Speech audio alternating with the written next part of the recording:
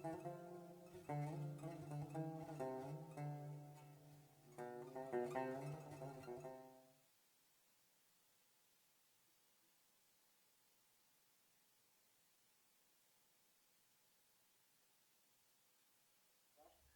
akşam yeniden düşünmek, yeniden yorumlamak bir zihin yolculuğu programımıza hoş geldiniz. Bu akşam çok kıymetli bir konuğumuz var. Yıllardır, belki de son 20 yılını devletin çok önemli görevlerinde bulunarak geçiren ve bir taraftan devlet adamlığı vasfının yanı sıra diğer taraftan Türkiye'nin düşünce hayatında önemli bir yeri olan ve en üretken isimlerden birisi olan Sayın İbrahim Kalın'ı ağırlayacağız. Sadece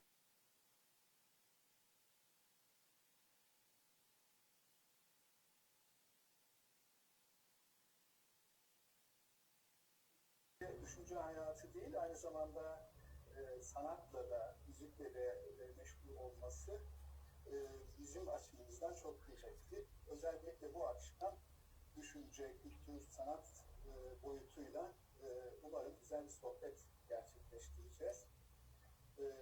Efendim hoş geldiniz. Hoş bulduk, hayırlı akşamlar, hayırlı yayınlar diliyorum. Öncelikle teşekkür ediyorum bu kadar önemli işlerin arasında bize de vakit ayırdığınız için.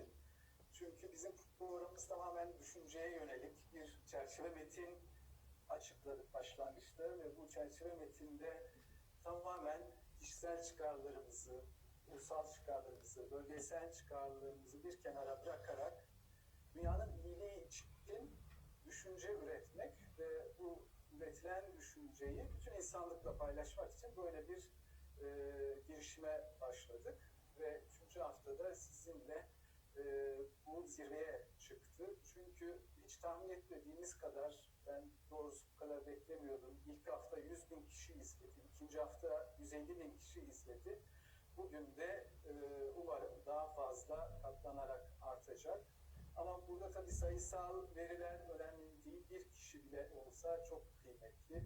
Özellikle bu salgın dönemiyle anladık ki bizim Anadolu'da, Anadolu irfanı, Anadolu geleneği olarak bildiğimiz iki temel kavram var. Ben küçük bir kasabada yetişmiş bir insan olarak sonradan anlamlandırdığım kadarıyla iki önemli vasıf vardı. Bunlardan bir tanesi refik olma. Onun için çok güzel bir isimdir refakat, refikin olma. Burada temel yaklaşım refik olma, insanı, birlikte yaşadığımız insanları aynı kaderi paylaşan insanlar olarak yoldaşlıktan çok daha farklı, desteklersiniz, birlikte yol alırsınız. İkincisi de gene bizim Anadolu bilgeliğinde çok önemli, belki de birazdan da daha detaylıca konuşacağımız can kavramı. Çünkü insanda, yaratılmışta can olarak görmek. İsterse işte bir ağacın yaprağı olsun, isterse istemediğiniz yerde ortaya çıkan bir karınca olsun, kurbağa olsun, ya bir Afrikalı ya da Amerikalı olsun, hiç fark etmez. Belki de diğer konulara girmeden özellikle bu iki perspektiften, yani refik olma, rakip değil de refakat etme. Refika da çok güzel bir isim, onun için hep kullanılır geleneğimizde. Refik olma ve özellikle de can olarak görme açısından Türkiye'nin son dönemde bu salgınla beraber yaklaşımını nasıl değerlendiriyorsunuz? Teşekkür ediyorum. Ben öncelikle davetiniz için ayrıca teşekkür ediyorum. Bu yayın serisinin de hayırlı, bereketli, feyizli olmasını diliyorum.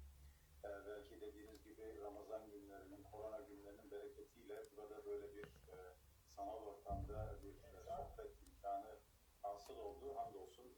Buna da şükür. Yani Türkiye özellikle bu süreçte bildiğiniz gibi sağlık altyapısına yapılan yatırımlarla, sağlık çalışanlarımızın özverili gayretleriyle, Başkanımızın dirayetli liderliğiyle, vatandaşlarımızın da bu tedbirleri sahiplenmesiyle hamdolsun çok daha iyi bir süreci yönetiyoruz. Diğer ülkelere baktığınız zaman maalesef çok daha büyük zorluklarla karşı karşıya olduklarını görüyoruz. Yani ekonomi ekonomisi bizden daha büyük olan, bilim, sanayi, teknoloji altyapısı bizden daha güçlü olan ülkelerin bu salgın döneminde ne tür zorluklarla karşılaştığını gördük. Tabii şimdi her gün Sağlık Bakanımız da açıklıyor, testler yapıyoruz. Türkiye'de de test sayısı neredeyse 40 binlere yaklaştı. Günlük yapılan test sayısı. Bu ciddi bir rakam. Dünyanın değişik ülkeleri de kendi imkan ve kabiliyetleri ölçüsünde testler yapıyorlar. Ama aslında her gün test edilen sadece bedenlerimiz, vücudumuzdaki virüs, bakteri değil. Aslında ruhlarımız, vicdanlarımız, ahlakımız test ediliyor her gün. Bu süreç küresel sistemin, bağışıklık sisteminin ne kadar zayıf olduğunu ortaya çıkarttı. Adeta işte 3 aya yakındır, 2,5 aydır dünya sistemi kilitlendi. Bu küresel düzenin ne kadar büyük zaaflarla mağlup olduğunu bir kez daha gördük. O yüzden de Cumhurbaşkanımız her seferinde dünya 5'ten büyüktür derken tam da işte buna işaret ediyordu. Yani herkesin adil ve eşit bir şekilde dünyanın imkanlarından, zenginliklerinden, biliminden, ilacından, teknolojisinden istifade edebildiği bir dünya. Bu değerleri tabii yeniden hatırlamak bu dönemde ayrıca önem arz ediyor. Sizin ifade ettiğiniz özellikle refik kelimesi bizde bir darb-ı meselin ya da bir güzel sözün de merkezinde yer alır biliyorsunuz. Önce refik sonra tarik demiş eskiler. Yani önce yola çıkacağınız kişi, arkadaşınız, dostunuz, yoldaşınız, ondan sonra yol. Çünkü yola hazırlıksız çıkılmaz ve hazırlığın, azığın en önemlisi de kiminle yola çıktığınızdır. Refik o anlamda iyi günde de, kötü günde de, yokuşta da, aşağı inerken de, yağmurda da, güneşli havada da sizin yanınızda duran, sizinle birlikte hareket eden, sizi destekleyen, sizin sahibiniz, dostunuz, sohbet ehliniz olan kişi demektir. Nitekim Türkçe'de de biliyorsunuz arkadaş kelimesi de bir anlamda insan sendelediği zaman arkasında durup onu ayağa tekrar kaldırmak. Friend actually means a person who lifts you up and then who could be a solid backup. Yani ihtiyaç sahiplerine yardım yapıldığı zaman, bir başka ülkeye yardım gönderildiği zaman öncelikler listemizin nasıl şekillendiğini biz burada tekrar gördük. Bir anlamda insani, vicdani duygularımızın test edildiği bir dönemden geçtik. Biz bu süreçte biliyorsunuz dünyanın değişik ülkelerine, Filistin'den Somali'ye, İtalya'dan İspanya'ya, Amerika Birleşik Devletleri'ne kadar çok farklı ülkelere, kimi hibe, kimi kendi satın almaları şeklinde tıbbi malzeme gönderdik, imkanlar ölçüsünde de yardım ettik. Ve ben bunun bizim insanlığımızı yücelttiğini, derinleştirdiğini düşünüyorum bu dönemde. Zaman zaman bazı eleştiriler de geldi. İşte bizim ihtiyacımız varken niye dışarıya yardım yapılıyor gibi. Türkiye bu konularda hep dikkatli davranmıştır. Yani Cumhurbaşkanımız başta olmak üzere önce kendi vatandaşlarımızın ihtiyaçları karşılanmış. Ama ondan sonra da First, the needs of our own citizens have been met, but then afterwards the necessary assistance has been provided for everyone else who needs help, because our aim is to ensure that our people should not die. malzemeleri paylaşmak mümkünse bunları mutlaka paylaşmak gerekir. Çünkü aslında özünde biz ihtiyaç sahibine yardım ettiğimizde bir başkasına değil kendimize yardım ederiz. Çünkü verdiğimiz her şey bizi çoğaltır. Bizi biraz daha biz yapar. Bizi biraz daha büyütür. O halkayı genişletir. Yani refikleri arttırır. Yani dostları, arkadaşları, yoldaşları arttırır. Yolu zaten kolay kılan, anlamlı kılan, keyifli kılan, zevkli kılan da o dostlarla, arkadaşlarla, yoldaşlarla, refiklerle birlikte yapılan yolculuktur. Çok teşekkürler. Ben sizin sohbetinizin değerini, kıymetini biliyorum. Onun için istedim ki bu yönünüzü hem Türkiye'den hem dünyadan insanlar tatsın. Çünkü bu çok kıymetli. Özellikle biz kavramına vurgu yapmanız verirken aslında kendine hayır yaptığımızı anlamamız açısından çok kıymetli. Belki buradan biraz daha özele geçebiliriz. Ben son dönemde özellikle hakikaten sen benimsin, ben seninim türkünüzün yorumlanışını çok beğeniyorum ve neredeyse her gün bir defa dinliyorum. Çünkü özellikle de kalpten kalbe bir yol vardır, göz ile görünmez diyor Neşet Üstad. Burada aslında türkülerimiz bizi anlatıyor. Actually, our folk songs are describing us not in terms of songs, in terms of our perspective to human characters, the lifestyle in Anatolia, İnsanlar arasındaki ilişki. the relationship between us and other people, not others. So, looking from this perspective, I'm not going to say probably, but as people who are engaged in culture, we know that in different geographies of the İnsanı anlatıyor. world, there are different folk songs that describe people in the same way. So, in order to understand other societies and in terms of having relations with other societies, because it's more realistic or because it opens up a window to truth, can we use this to understand both our own people and other people? Yes, of course. Our folk songs are great works of art that put a mirror to our history of humanity. They include joy, compassion, friendship, love, knowledge, intellectual. It is a vast ocean actually, because there are hundreds of years of knowledge that has been accumulated among the people of Anatolia. So it is sort of filtered among many years, and they are expressed by words, by Turkish folks. So considering them only as folkloric element would be unfair for them. So going deeper in them, for example, Karacaoğlan, Aşık Veysel, Pir Sultan, Ruhsati, Neşet Ertaş, when you listen to their folk songs, the way that the meaning is given in an aesthetic way also puts a mirror to how we are humans. So in that sense as well, in order to be able to penetrate into the culture, to the spirituality, to the soul of a society, you need to, of course, listen to the folk songs of that society. By reading about it, by superficial evaluations from a distance, you cannot reach that depth. And actually, especially in an area where we're having cultural superficiality, this is even more difficult, because we have turned art and culture into something that is more consumed very quickly. So the things that we value when we are using them, this could be a folk song, this could be a landscape, or this could be a piece of art, or the sound of a wind, or the greenery of a tree.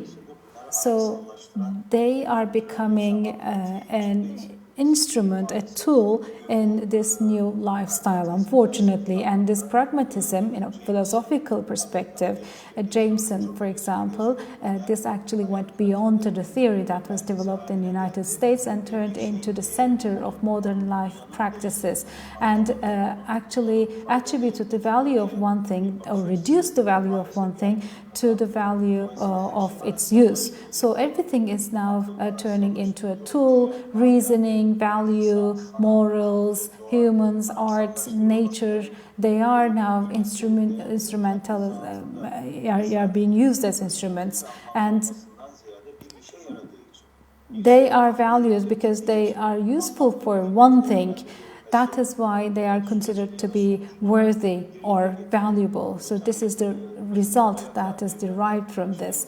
Of course, regarding nature, the universe, other people, ourselves, or to the Creator, our perspective against all of these are being very much hurt by these. So these global pandemics or epidemics, when they arrive, we start questioning certain things.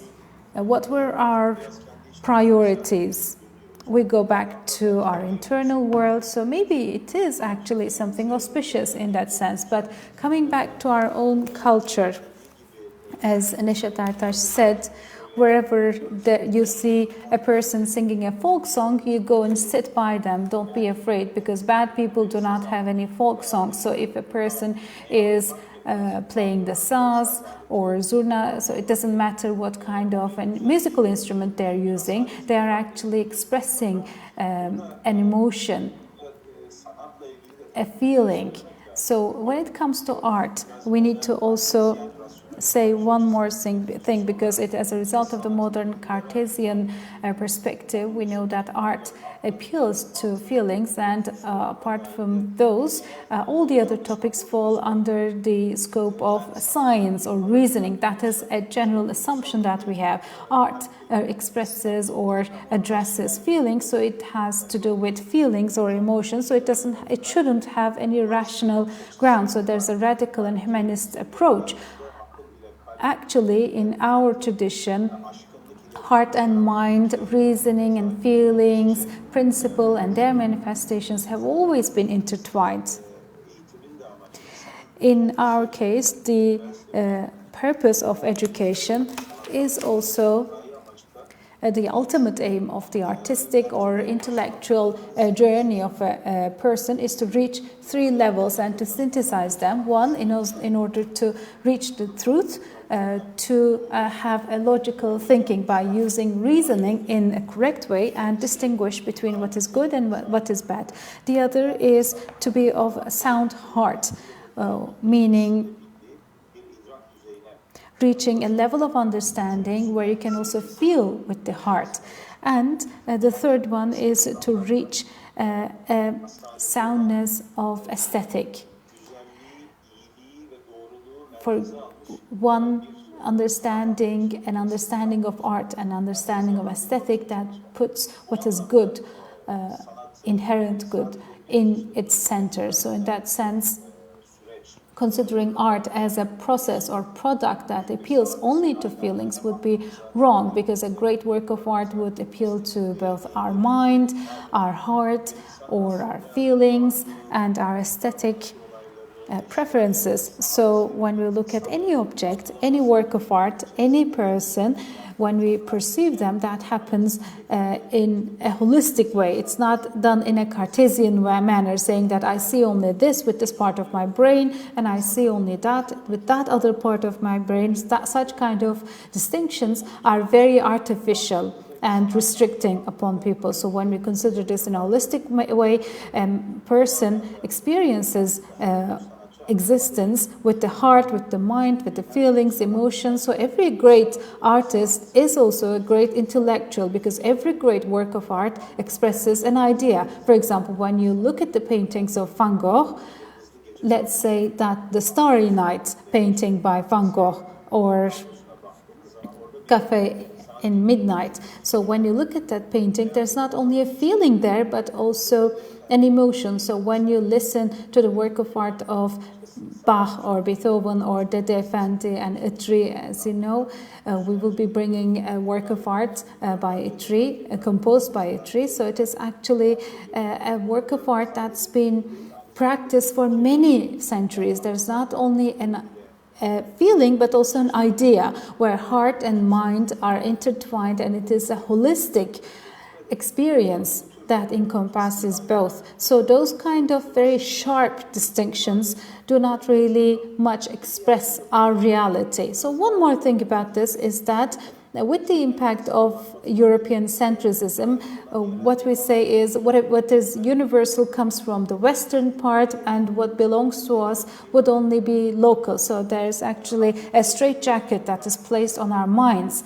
But in the end, the music produced by the West, this could be classical music or painting. So in any European society, British, French, German society, they have been generated, produced in a certain period of that society. Of course, there are many other ethnical, gender or religious societies. I like Bach and Vivaldi very much. I enjoy listening to them. But considering that as a universal piece of music, and then regarding my own music, Itri, Pir Sultan, Dede Effendi, Tamburi Cemil Effendi, I would not consider them as a local folkloric music. That would be unfair to our music and to music itself. But this European-centric approach is very much embedded in our mind, so the aesthetic perception, the feeling of beauty is still being expressed using these channels. When we talk about classical music, we think of a certain form of music. When it comes to other types of music, they are expressed as our as ethnical music. So first of all, we need to leave behind, first of all, this understanding. And finally, Nat King Cole is asked one day, what kind of music do you like? What kind of music would be nice? When he's asked, he gives a very good answer. He says there are two types of music, and then people are curious when talking about two types of music. Do you mean high kind of music, classical, folkloric, or traditional, modern? What do you mean? And then he says there's good music and there's bad music. What is essential is to find a good music. A classical piece of music could be good or bad. A modern or a jazz song or a folkloric song could be good or bad. And that is something to do with the quality of the music. It is something to do with the ethnical or cultural codes of the music. And what is expressed by the feelings, the emotions that are expressed by our own ethnical folkloric songs are so deep. They include reason, understanding, and we have some works of art that talk about the journeys of humanity around the world. Neşet Ertaş says, you are mine, I am yours. There's a path that goes from heart to heart. And Aşık Veysel says, I journey day and night, and talks about humankind's journey on earth. So by leaving one door and going through another, we talk about how this world is actually a mortal path that humankind passes. So designing this by sentimentalizing this only on the basis of emotions would be unfair for the works of art. They all have an intellectual effort, an idea, but of course when they are combined with an aesthetic feeling and a way of expressing it in an artistic way, they do not only show what is good and right, but also helps humans and motivates them to desire what is good and what is right, because ideas, when put in an abstract form, would not be always sufficient for humankind to do what is right or good. There should also be an imagination, a feeling, an emotion that would motivate people. And actually our folkloric music tradition is one of the most refined examples of this. Thank you very much. You've opened so many different windows that even if we were to be confined to this question, we would have this program going on for many hours. So thank you very much. There are several issues that you have underlined, but there are two things that I would like to highlight in this program. The thought that is in the foundation of the work of art, because our topic today is rethinking. So usually we ignore this. And in all the efforts that we undertake, we need to ask the question of what is, rather than asking the question of what is meant by the artist here, or what does the artist want to express. We talk about what was the budget that was used to produce this, how many weavers were there. So we talk about more those other topics, but what makes humans human is the skill of thinking, and I think that is what makes humankind more superior to angels. The meaning that we have taught the purpose of objects to humankind, that is the reason behind this sentence, because valuable, worthless, good or bad, humankind are able to distinguish between them, but people, when they cannot do this, they express more measurement terms, saying this is big or small, large, small. So we also count the dead. We say we have more deaths, we have this one that is more. So what we call aesthetic, the benevolence, is the highest level that humankind should reach at, and we need to make it even better. And usually we see this approach that is very much present among Turkish people. We can maybe offer this to the whole world. So looking from this perspective, I'd like to move on to the second question, because during your PhD studies and afterwards, you have always been engaged with the Western philosophy and the Western thinking, and you have comparisons in your work. So the Western philosophy considers both humans and the universe in a mechanical way. In the Western way of thinking, the world is analyzed based on certain information, certain data, segregates it into pieces, and then generates in a pragmatic way through science. Although there are different cultural codes, although there are different societies, they use the same mechanisms, and then the societies call them as advanced or developed societies. So in that case, this could be Muslim societies or Buddhist or other societies with different religious or cultural codes.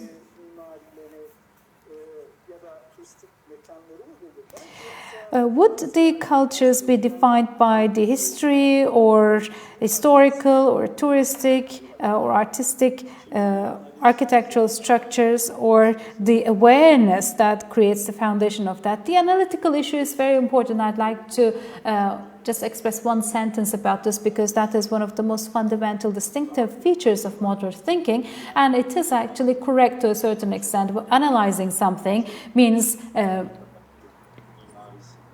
distinguishing it and segregating it into pieces to the finest elements, to the history, to the architecture, and this is actually a very important area that the natural sciences is very successful at, and it is not actually free of any benefit, and many discoveries have been found by that, and it's not only through technological or industrial products, but also in politics, international relations. It is used very frequently. We call analysts and analysis. We're saying analysts are using it or analyzing it in that way, but we need to see the reality that if an analysis cannot reach a synthesis, then it is not complete. So if we cannot reach a synthesis, a type of thinking that does not put together the pieces after segregating them, would not be complete. So for us to be able to perceive that picture as a whole, then we need to look at the colors, textures, materials in every pixel, in the millions of pixels. After analyzing them in detail, we need to also try to understand what it means as a whole. For example, we've given an example from Van Gogh, for example, the Starry Night painting, or let's consider a painting from Monet. When you analyze this from an analytical point of view, we can talk about the dimensions of the canvas, the dyes and the brush strokes that he used. We can analyze all of them, but the feeling, the emotions that we get from that painting cannot be derived from this analytical approach. So the feelings that are created by that painting, the thought that we have, the imagination that we have, would be completely different. You can put that piece you can take it from that pixel and put it somewhere else, and it would have a completely different meaning, and it may turn into an element that could only be meaningful within that overall whole. So if we do not have synthesis, the analysis would leave us at the stage of fragmented pieces and would be just remaining there. We need to go back to the synthesis and see the overall picture. To be able to deeply understand one thing can only happen through a perspective of synthesis.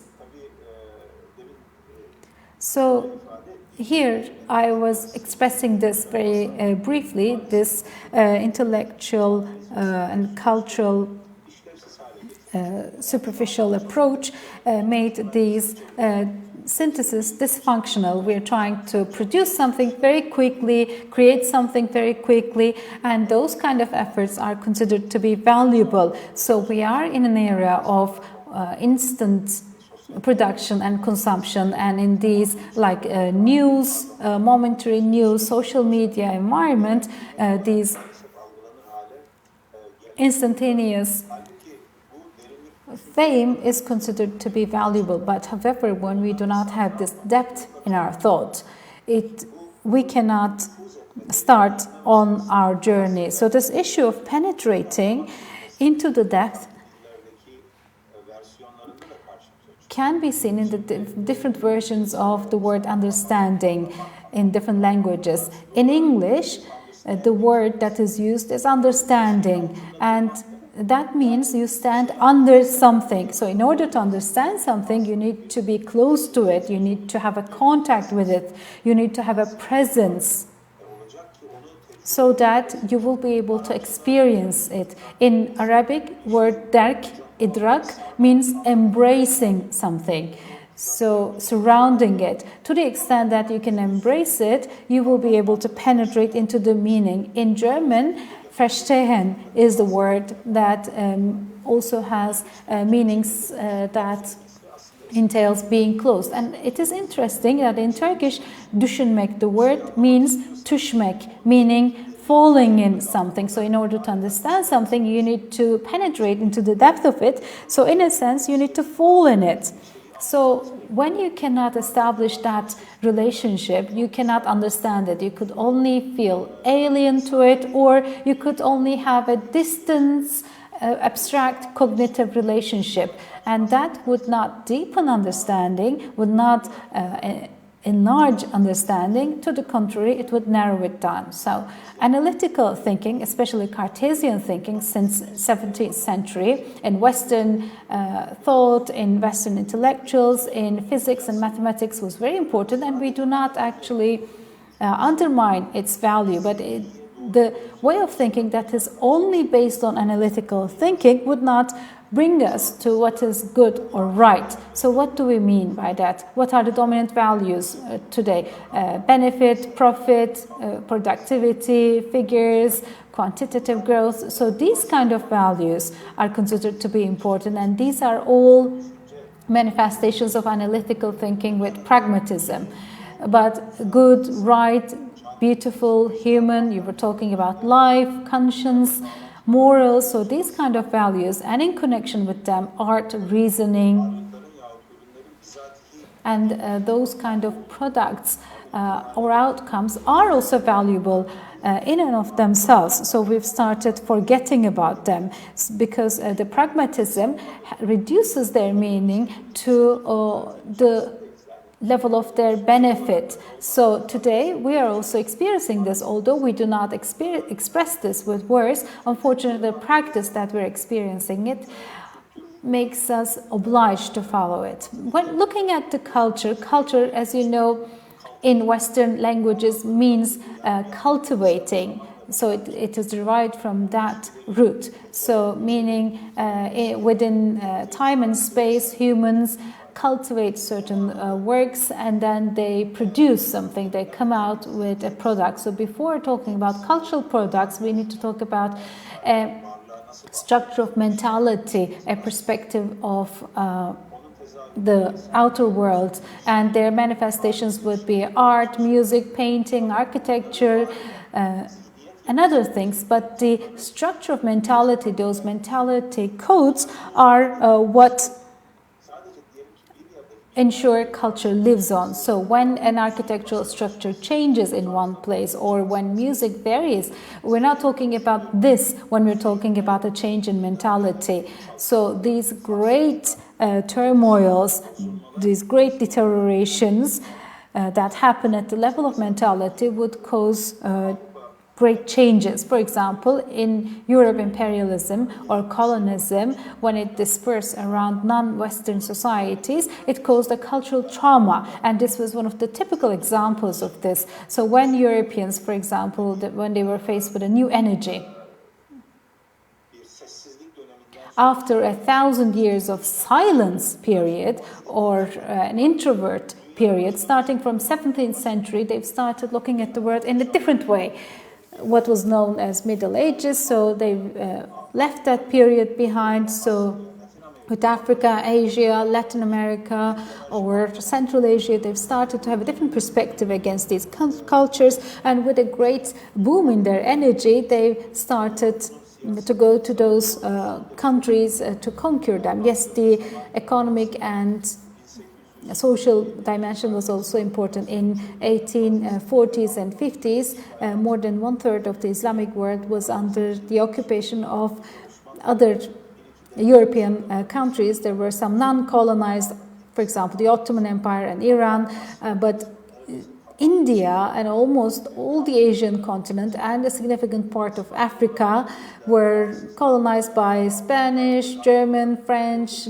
Dutch, and Portuguese and British. So then, for approximately 200 years, the European colonialism was dominant in these countries, and they have moved the natural resources of these countries back to their own countries and established political systems there. But a more deeper impact happened at the level of the mindset, mentality, in their own languages, culture, dances, geographic, folk songs, and their lullabies. Those people were told that none of these were valuable, and what was valuable would be coming from the Western world. And a couple of centuries later, many people, many indigenous people living in those countries started feeling unconsciously that these were actually their own values. And the worst thing that could be done to a person, to a culture, a society, is to get them that the value that they put out, their efforts, their own culture, would have no meaning. So if you want to hurt a person, the worst thing that you could do to that person would not be physical, would be intellectual and non-physical evil that could have more everlasting impact. So if you depersify one person, when you say your efforts would have meaningless, and if you do this for a couple of generations, which is actually what was done by the European colonialism, and Franz Fanon is talking about those damned people of the earth. So you start getting that emotions being embedded in your mind. So the lullabies that you've been listening from your mother, and the stories that were told in your village, city, or tribe, the folk songs that were sang, so they will all become worthless. So what the white man does will become more valuable. So the idea of culture in 19th century, 20th century, or even today, when we're talking about this phenomenon, we cannot separate this from this baggage. And actually we can talk about this at length, this cultural. Yes, it is actually a topic in and of itself. It has unbelievable subheadings. Yes. And we have not been able to get rid of these impacts. Still, in our minds, we continue to think in a Europe-centric way. But today, when we look at it, we see that culture is more virtual, elastic, plastic, and superficial. So we have people who are trying to regulate their lives by looking at the screen. When they do not look at the screen, which is iPad or phone, and actually we are broadcasting this program over a screen as well.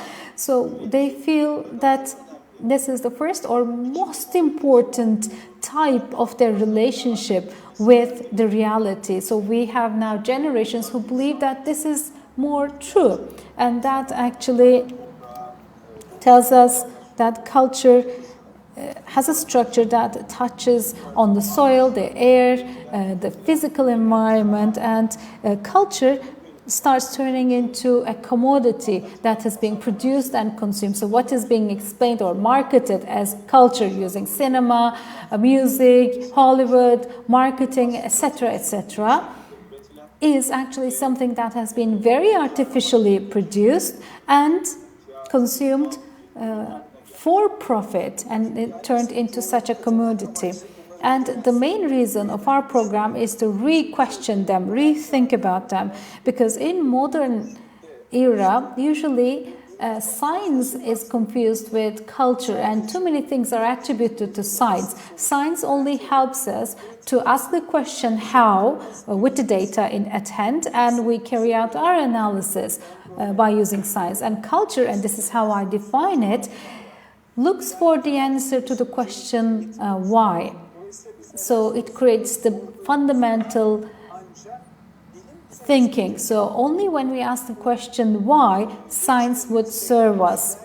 So the technologies that we developed would serve us. But if there is no idea, a basic idea, then we would be stuck with an instrument that should have been serving us, because the base of science is thought, mindset. So science would produce according to this mindset. So we need to question this fundamental thinking. There are more than 850 definitions of culture. Everyone is discussing these, but I hope that we will be able to expand on it in the upcoming parts of the program. So you have expressed that Occidentalism is as dangerous as Orientalism. How can we not fall in this trap? I believe that Occidentalism and Orientalism are two traps that feed each other. So let's remember Edward Said in 78 had this famous work, and this concept has been conceptualized in that work. And in 19th century, especially European academicians, regarding the Eastern societies, including the Islamic world, but also Africa and China and others are also included. So in order to analyze these societies and to control them by understanding, they've generated this mass of knowledge, and this is what is meant by it. So they felt the need to orientalize the East and control it. So as maybe the century of colonism, Orientalist knowledge would be saying that their own culture, their own history, their own art, their language, religion would be worthless, and the new values to replace them should come from the Western world, because Eastern culture is Orientalist and Western culture is more analytical, it's scientific. So this is something that we've always read in the Orientalist understanding. So the Eastern societies are presented in a more mystical, mysterious, Oriental way, and saying that the light of the Enlightenment would be also reflected on it, and the revolutions should take place accordingly. So that is the mass of knowledge that's been created. The reason that I'm calling it more mystical and mysterious than it is, and I've always read this literature by being amazed by it, because Indian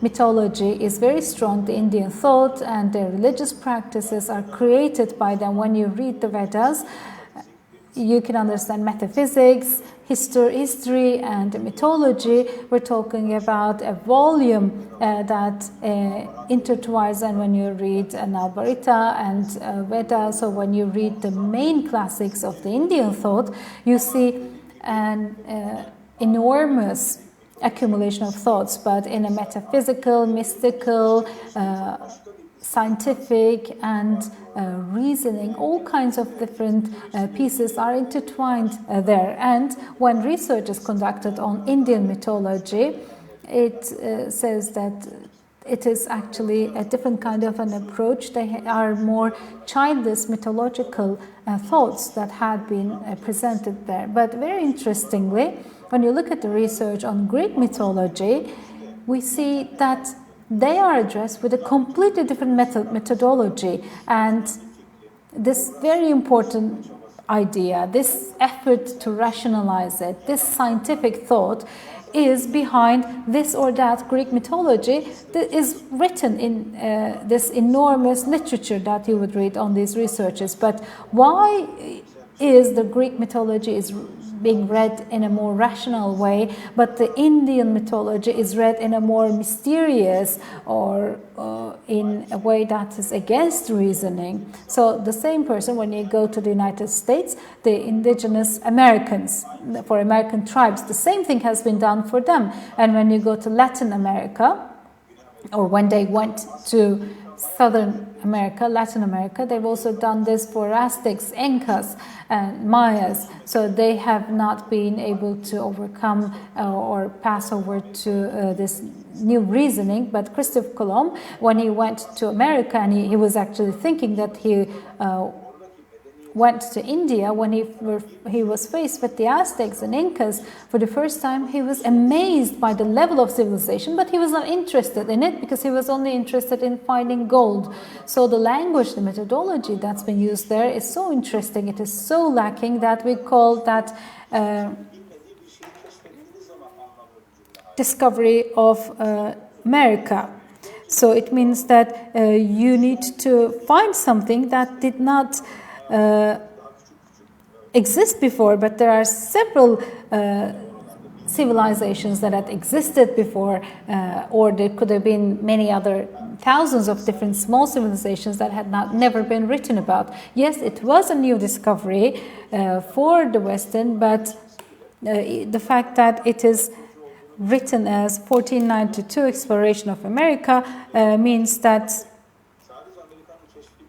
it is not actually the discovery of America, but it is actually the date that in Spain the conquest history started. So because we read history in a fragmented way, the Orientalist mentality still continues to live on in our codes of our mind, but its alternative should not be Occidentalism. So the methodological mistakes, the mental mistakes that had been done by Orientalists, when you list them one by one and apply them to the Western world, we are again faced with another series of mistakes. So two wrongs do not make one right, because they have had this approach towards us. So if they have been trying to show us in darker light than we are, then we need to do the same to the Western world. If we do that, it means that we are on the verge of a great mistake. So if we are saying that the Orientalist way of thinking is mistaken in this and this areas, then we should not do the same thing for the Western society. So we need to analyze the Western world in a different way, analyze it in depth, and we need to try to penetrate its meaning. So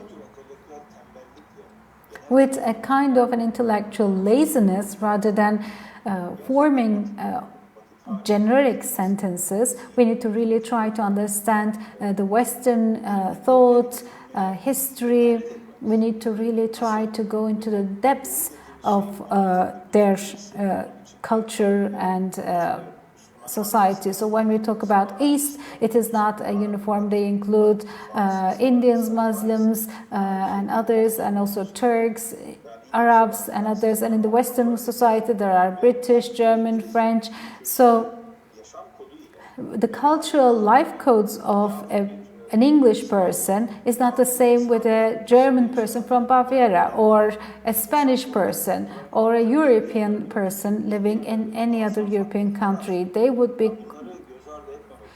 very much different from each other, and we should not actually ignore them. So Orientalism and Occidentalism, they should both be rejected, and they are actually obstacles before our understanding. We need to recognize them. We need to adopt new approaches, new perspectives, and look at the world with this new perspective. Thank you very much. In the meantime, I would like to thank the interpreters in particular, because being able to interpret them, understanding them, even in their own language, is very difficult. Right now there is interpretation to 3 different languages, and I would like to also thank them and wish them good work. I'd like to move on to another question. As you know, in the current environment, people have the desire to control others. That is the basic thought. That's why we have cameras everywhere, data everywhere, starting from what we search on the internet, our mobile phones, etc. Now we have moved over from the syndrome of the Big Brother. As you know, Big Brother is watching us. So we've moved over from them. But do you think that all of these are important in terms of the very nature of people, because you were talking about, as the folk song says, there's a path from one heart to the other. So would it change us? Is there such a danger? Of course there is. And people's desire to control everything, to own them, to turn them into property, and to turn them into a product, that desire is a very strong feeling. We cannot ignore it. Freud, when he started publishing his psychoanalysis work, and I think you would remember in 19th century, and even before that, the Enlightenment rationalism was presenting this pink kind of an outlook, but he was saying that people are not only composed of these ideas that had been presented before, and people also have some dark thoughts. So he actually carried out a counteraction. So that was also the first indication of a great distancing, and Nietzsche has done it in philosophy, but in psychoanalysis or in psychology, Freud, in a sense, put up a mirror or a light on the dark side of humankind and attracted attention. But Freud has taken it too far, actually, meaning that he fell in love with his invention and became refuge there. So when you look at it from our tradition of thought, it is not something that would really cause us to be surprised what he says, because what Freud talks about is that regarding the lower levels of self, we see that he's explaining the motivations, the desires in our culture. When you talk about a self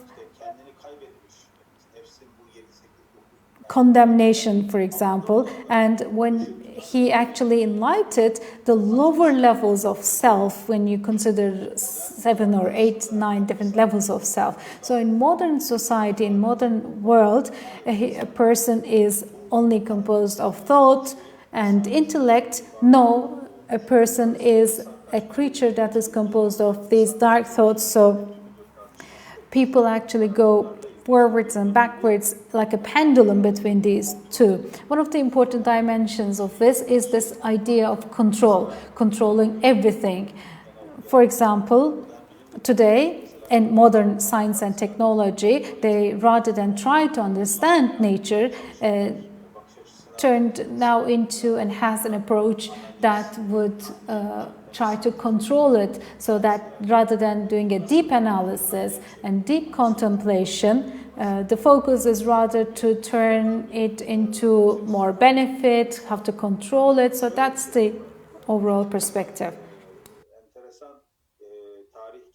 But Professor, there's one thing that is very interesting. History develops its own didactic. People have this idea to control everything, control the nature, control other societies, control other people, control the air, water, everything, and has a motivation to control in this sense. So what was the outcome of this? There was this problem of self-alienation. What I mean by this, the mechanisms that we have created by our own hand turned into mechanisms that control us. This international organizations, markets, the foreign exchange markets, the security problems, and everything that have been created. So when you list them all one by one, these structures that should have facilitated the lives of people, we see that they are starting to control the lives of people. And there's this alienation definition that Marx inherited from Hegel, and it is actually very appropriate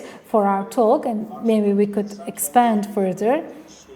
Marx says that people, when they start not being able to control what they had produced themselves, then they will become alienated. The economic systems, political systems that we have produced, the travel models, financial markets, educational models, technology addiction, they have started turning into structures that control us. And as the dose of it increases further, we start becoming alienated to these products that we had created, or become alienated to ourselves and to nature, and it has horrific and very destructive outcomes in how people perceive themselves or the nature around them. And I think in modern 19th century literature, one of the most important examples of this, shocking examples of this, would be the Frankenstein story. In the Frankenstein story, the robot and then turns into a monster. Frankenstein is actually the name of the doctor who creates the monster in the first place. But the novel was written by a young female author, and then she cannot actually publish using her own name based on the conditions of the time. In the British society, people would say there could be no female author, it wouldn't sell, etc. And then much later, she starts using her own name. So let's remember the story there. There is something that is produced or created by the doctor that has powers that go beyond the powers of a regular person, and then it transforms into something that is such destructive, then comes back to the doctor that created it in the first place and starts destroying them. This is one of the most surprising examples of it. But there is always one dimension that is overlooked in the story. The creature, let's call it, the reason that the creature, the beast, is transformed into such state is a lack of love. The doctor considers it like a machine, does not love it, and considers this as a metal. And that lack of love penetrates it into him in such a way that that is actually the essence of the Frankenstein story. So when you look at the objects in that way, when we consider them like a machine or an object, a tool, rather than something that we love, then we become alienated against the nature, and the nature becomes alien to us. So that feeling of control actually causes us to go out of control. I'd like to say just one more last sentence.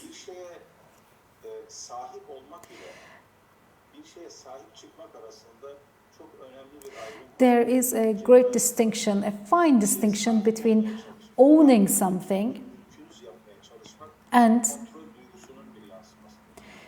internalizing or owning up to something. So owning something means that feeling of ownership, trying to control this, but owning up to something means that you are trying to protect it without claiming ownership of it, like how a mother loves her child, or a friend trying to protect their other friends. I think we need to remember this very fine distinction. We are having a great program. I do not want to intervene because you are actually forming sentences that need to be underlined. So let's call this abundance. Right now they're telling me that we have 100,000 people watching us only in Turkey, and I hope that these very good thoughts will also spread out to all parts of the world, and we will get, after the program is finished, how many people watched us using other languages. The idea of Frankenstein that you have underlined in Goethe's Faust, we have the same thing. There is a scientist who is selling the soul to the devil, but the best thing is it's not very well known by a theater play, but in Bolseg there we still see how people are being enslaved or objectivized by science. So that's why we wanted to organize this program. Let's rethink, because as you know, in the past people were able to think more freely, but now we've left behind this ability to think and we've automized it. But the fight among the first people were also done with an aim to fulfill the desires, the fight between Cain and Abel. So we have unlimited desires, just as Nietzsche says, if people would believe that they would live one moment longer, they would not refrain from destroying all humanity, because the whole philosophy, the whole thought is that we have temporary life, limited resources, so people have to fight against each other. But the reality of death, the most classical example would be the epic of Gilgamesh.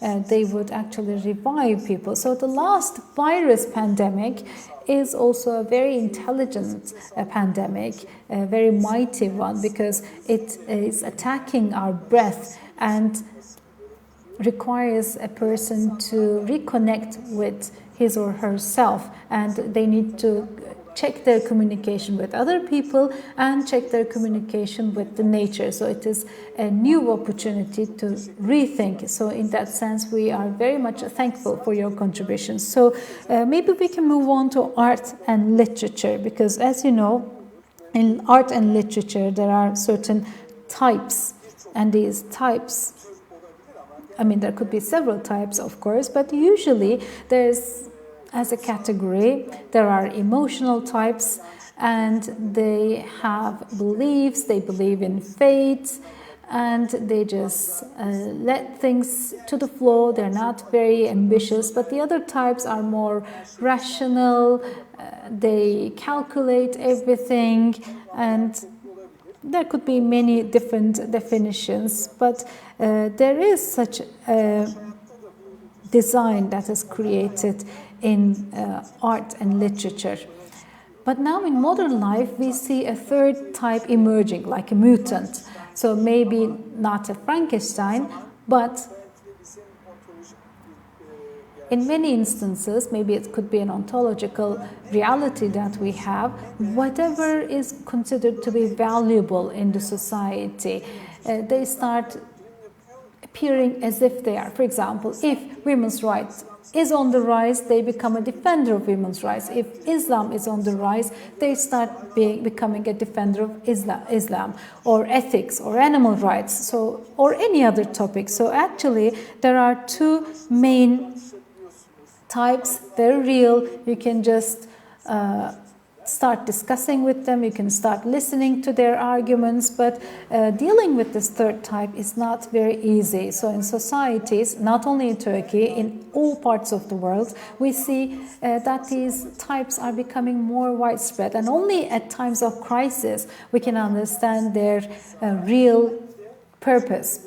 So it is actually hurtful both to themselves, they're damaging both themselves and other people that they're in contact with. What do you think about this? What kind of a disease is it? And can we define it as a disease?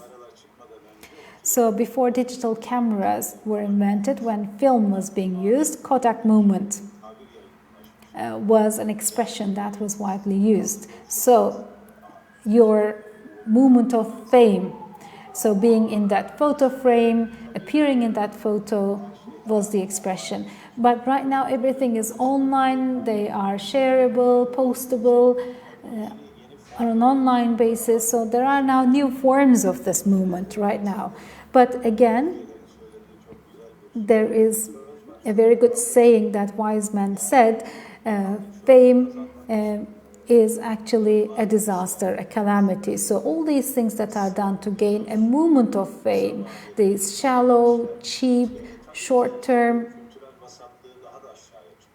efforts also take this intellectual mediocrity, shallowness even down. But because they work, they continue to be on the rise as well, and they continue to be valued. Paul Feyerabend is a science philosopher, historian, and the specialists would know about this. His a very important work was published many years ago. It is one of the most important works that was criticizing modern historianism, and it is actually one of the first important representatives of a modern historian science, and the main argument was that science is not done according to these basic, very much basic scientific or rules or rules of nature. There are no definite rules. If something works, then you use it as a method, and then that is an important sentence that reflects the spirit of postmodernism, which means anything goes as long as it works. So that modern pragmatism that we had discussed at the beginning and the postmodern pragmatism or hypermodern pragmatism, these are different variations of it, different reflections of this. If something works, then take it and use it regarding human souls, culture, art, nature, universe. What kind of reflection does it have on them? In which places does it cause poverty or richness? Then it works. Then use it. So if it is saving the day, if it saves the moment, then use it. That's the idea. But because the modern relationships are based on this understanding, when a crisis happens, we get stuck. Because right now we have a pandemic, but actually the world as a whole has great richness, but the gap between the poor and the rich is getting larger every day. Technological means should facilitate the lives of people, but then may cause people to be devastated by it, by weapons of mass destruction or atomic bomb, etc. But these do not happen overnight. Frankenstein is not created overnight. There are certain experiences, political choices, economic concessions, cultural hierarchies. So they are created and they are produced on these bases. So we need to, first of all, recognize this reality. And amongst this confusion, solutions that are short-term or like a pill would not work. We need to recognize this. When the issues are so complicated, we cannot solve them with one formula, one method, one project overnight. So we should not get such an idea. The issues would require an effort that is proportional to their depth. But this should not make us pessimistic. I'm not saying all of these in this aspect. I'm just saying them so that we get a clear picture of what we are in right now. There's always an exit, there's always a way out, and there will always be, both in terms of my belief and my mental capabilities. I believe that humans are good in their essence, and good will prevail over the good will prevail over the evil. And this is what I believe. From time to time, we see that evil faces impunity or seems to be winning, but in all of these confusions, in all of this, we see that enormous good deeds are happening, good still continues to survive, and we see all the beauties that touch upon our souls and hearts. So we need to start by multiplying this. First of all, we need to become the sound of the oppressed, those in need, and we need to protect them. And when we protect them, we are actually protecting our own humanity, our own self. We're not giving something to somebody else, but we are doing a good deed for ourselves, actually. So when we are able to do them, I believe that we will be able to overcome all of these evil approaches. So I'm not pessimistic. I have a careful, realistic perspective, and let's not become Pollyannas, or let's not say everything's over, there's no way out. So we should refrain from these two extremes, and we need to, it's always possible for us to come up with a new roadmap. Yes, but in order to be able to create a new roadmap, we need to go back to thinking, because acting without thinking, it means that in that case somebody else had thought in your place, and you become only people who implement other people's thoughts, because what we usually do under the name of thinking means that we are taking our unconscious on autopilot. For example, when I was driving over here, I do not have to think and I can automatically drive here. I do not need to think anymore. Or starting from the school payments for the child, or the things that need to be done at the workplace. These are all superficial things that are now on autopilot. I'm not saying that we should ignore them, but in order to be able to think, we need to really go back to the roots and start questioning it. So that is why usually in societies we are living in a success-oriented way. And what is defined by success? It's others. If others consider you successful, then you put your life to it, academic career, earning money, etc. However, success defined by other persons. But personally, in terms of my age, I'm sure that you had more opportunities to meet more people. So when you look at the situation, there are people who earn more money or who are in more prestigious positions. I never had this idea or impression that those people are more successful. So when you start considering people as humans, as persons, then you start coming up with new paths. So we have a very good saying: the basic aim of life, what matters in life, is to leave a beautiful melody under the skies. What kind of a melody would you like to leave?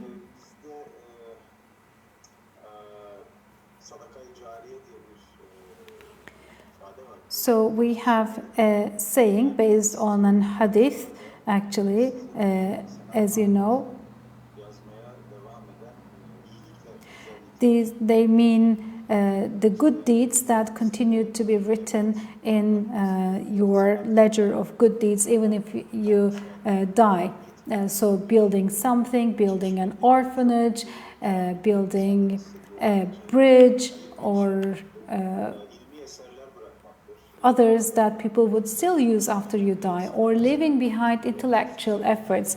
And that is the most important good deed that would be done by a person of science. So if you can leave behind such good deeds behind us, then hopefully we will have had the opportunity to leave behind a beautiful melody under the sky. But first of all, we need to save the sky, because if we continue on this path, the sky will also be destroyed. So with these environmental disasters, with this climate change, we need to also first protect the sky and the people who would leave behind beautiful melodies. So I have one final question. People always want to go into heaven, and they always want heaven before they die or after they die. They want their lives turned into heavens. Why do we want the heavens? And if everything you want were to come true, just in the fairy tales, what would your 3 wishes be? Maybe for yourself, for your country, or for your ideals. And I cannot but mention Yunus Emre, because Yunus Emre says what they call heaven would be just a mention and a couple of women. I need you and only you, he says. So in that sense, how would you define heaven?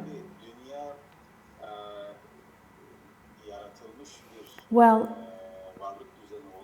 the world is created order of existence, so of course it is not heaven. So it is actually less than heaven as per the definition, so that in this world we should take up efforts to go to the heaven. But Yunus is very right in what he says. So in a sense he explains 2 meanings of heaven. One is after we die, inshallah, if we deserve it, if we have done the good deeds with the blessings of Allah, we will be going there. But in a sense, he says, if you want, heaven is here already. You can find it with your friends, family, in your own house, in your field, in your workplace. You can create this. You can create this environment of heaven in this life when he says, I need you. So, of course, in the final sense, he means Allah, but As you know, the word exist comes from an Arabic root. It means finding and being found. So existing means both finding and being found. So if you know what you're looking for and if you can find what you're looking for, then in a sense it means that you're already living in your own heaven. But of course this world is not the heaven, but it means that it is never an excuse for us to refrain from engaging in good deeds, heavenly good deeds that would take us to heaven. And if we are able to do this, maybe we will have a chance to smell the smells of heaven on this earth. And I believe that would instill a new life energy among us. So if you were to have 3 wishes, if you were to take 3 things, and these questions are always too difficult for me, maybe it's because I'm living, I need to have my books, I need to have my spouse and everything, so the list goes on and on. I think I would want to have done good deeds that would ensure that the good deeds would be eternal in our life. May Allah grant us this blessing. And it's a very good prayer that befits an evening of Ramadan. I hope we will live every day as if we are in heaven. I hope that we will be able to disseminate what is good and what is right, because Allah loves those that are good and beautiful, and our job is to make life more beautiful. So thank you very much for these beautiful words, both on behalf of myself and on behalf of all those that are watching us and listening to us. Thank you very much, and inshallah hope to meet with you again. Thank you very much, and I wish a good night to everyone.